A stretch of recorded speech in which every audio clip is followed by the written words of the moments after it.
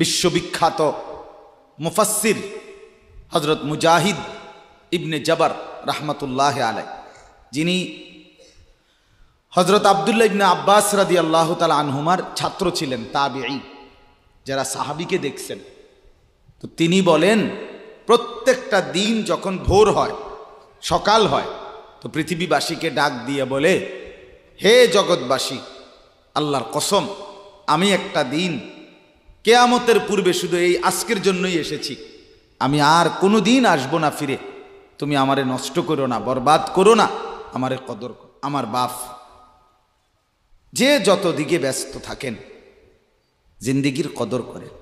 আপনার হায়াত আপনার কাছে আমানত।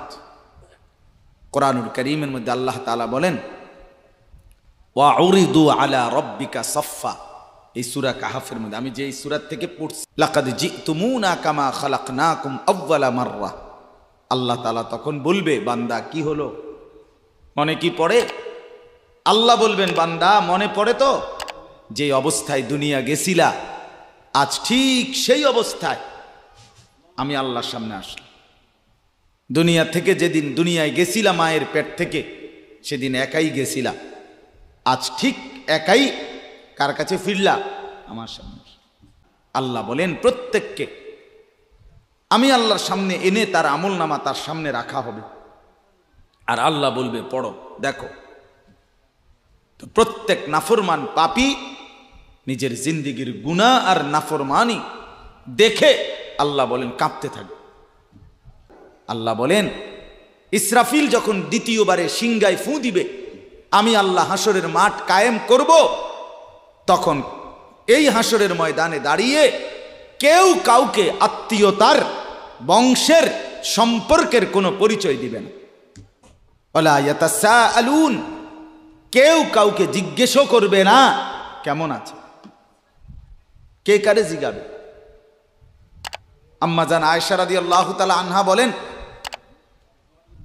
নবীজির স্ত্রী, তিনি নবী সাল্লাল্লাহু আলাইহি সাল্লামকে জিজ্ঞেস করছিলেন, ইয়া রাসূলুল্লাহ, হাসরের ময়দানে সবাই কাপড় চোপড় বিহীন উলঙ্গ হয়ে দাঁড়াবে, তো একজন আরেকজনের দিকে তাকাবে না, কেমন লাগবে তখন?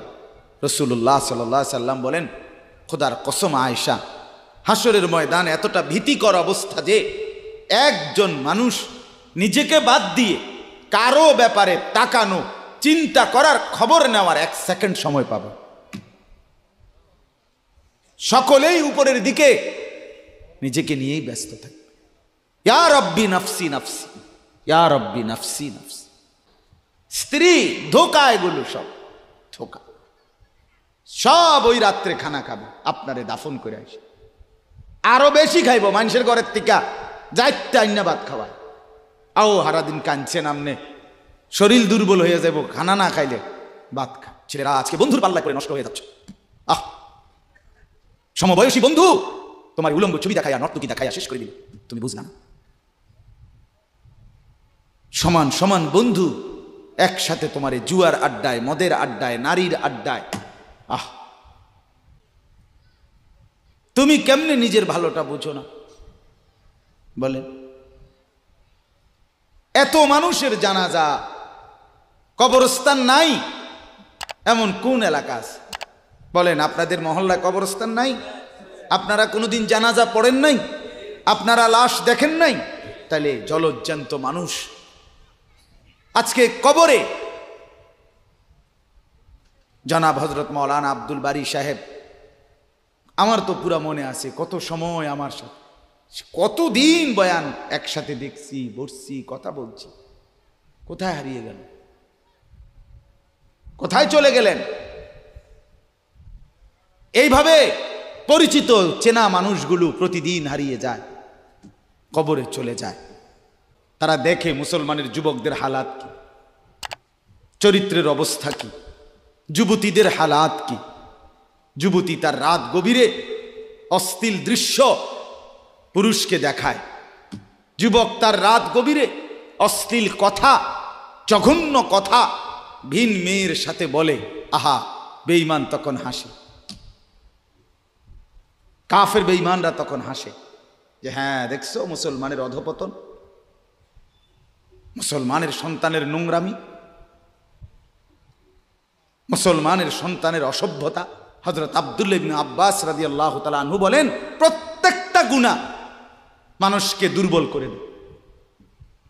আপনি যতবার নারী দেখবেন ভিন নারী, খোদার কসম আপনার শক্তি সামর্থ্য দুর্বল হবে। জিনা, ব্যভিচার, মদ, জুয়া, সুদ, ঘুষ, অশ্লীল দৃশ্য, নাচ গান আপনাকে দুর্বল বানাবে। সাওয়াদান ফিল ওয়াজহ, চেহারা কালো করে দিবে। জুলমাতান ফিল কলব, অন্তর অন্ধকার করে দেবে। ওয়াহানান ফিল বাদান, শরীর দুর্বল করে দিবে। দাইকান ফির রিজক, রিজিক সংকীর্ণ করে দিবে। বুগদাতান ফি কুলুবিল খালক, মানুষের চোখে ঘৃণিত বানায় দিবে। এই পাঁচটা ক্ষতি। রাসূলের সাহাবী যতজন, সবার নাম আজকের পৃথিবীর কোনো কিতাবে নাই। সব সাহাবীর নাম নাই। লক্ষ সাহাবীর নাম কেউ জানে না, কোথাও নাই। কিসে ওনারা মার গেছে নাকি? কথা বলে। কোরআনুল কারীমে নবীদের নাম আছে 25 জন। কয়জন? তো নবী মোট 25 জন। তো কত? 1.25 লাখ আম্বিয়া, 1.25 লক্ষ আম্বিয়া নবী। তাহলে 1.25 লাখ নবীদের মধ্যে 25 জনের নাম আছে। তো যাদের নাম আল্লাহ উল্লেখ করে নাই এরা মার খেয়েছে নাকি? কথা বলেন। অতএব আমরা প্রত্যেকে ইনশাআল্লাহ কোরআনকে ভালোবাসি, আল্লাহওয়ালাদের সাথে থাকি, নামাজি মুত্তাকিদের সাথে চলবো। বলেন ইনশাআল্লাহ। মাদ্রাসাকে ভালোবাসবেন, দ্বীনকে ভালোবাসবেন, কোরআনকে ভালোবাসবেন।